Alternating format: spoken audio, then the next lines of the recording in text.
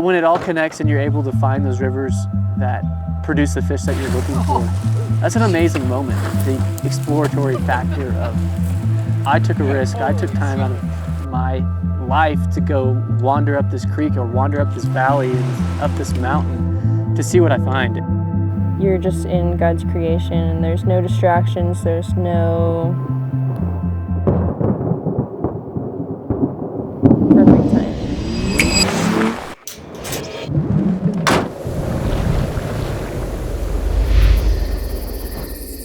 For the longest time, I have dreamed of going to Idaho and chasing bull trout. I can remember as a 16-year-old, that fish was the first fish that I had on a quote-unquote bucket list. When I started guiding in high school, I was always saving my guide tips and I was putting them into what I called the bull trout jar. And it was eventually going to be my fun to make this trip that I'm making, and that was 8 odd years ago. I mean, I was 16 and 24 now. We showed up to some of the backcountry in Idaho and it was just gorgeous.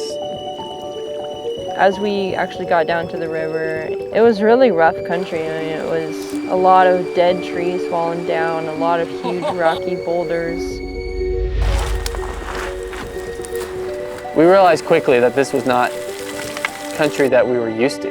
This country does such a good job of hiding its secrets. You can see it, but actually getting down into it and getting to enjoy it is a whole other thing. And you know, everything is tight on the river, everything is tight, and getting down there with fly rods, it's a pain. But part of me loves that because I know not very many people are doing it.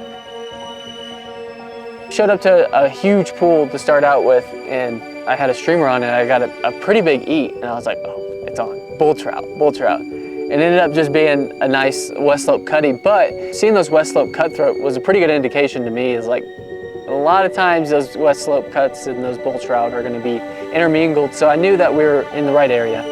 We're wearing out because we're hiking down into this canyon and then hiking back out to the trail and then hiking back down in, just because you can't walk up this river. One, it's too deep and you get cliffed out because there's just giant cliff faces, so you can't just walk up the river. So you have to go climb up out of the canyon and then climb back down over and over and over again, and it's exhausting.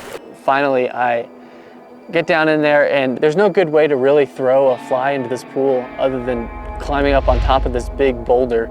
I was able to throw the streamer, and as soon as the fly hit the water, just an eruption. I set the hook and nothing.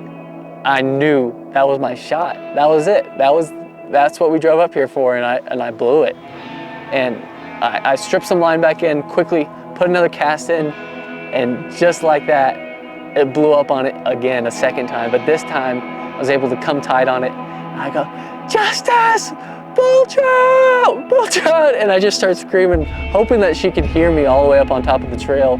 And she did. And I'm fighting this trout, and behind me, I can hear something like falling down the cliff. I look behind me, and it's my wife just like sliding down the hill.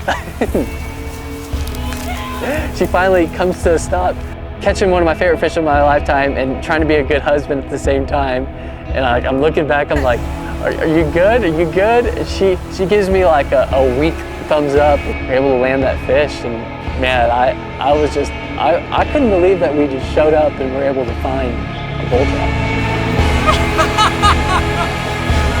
I got a bull trout! Oh my gosh! It's been so long coming.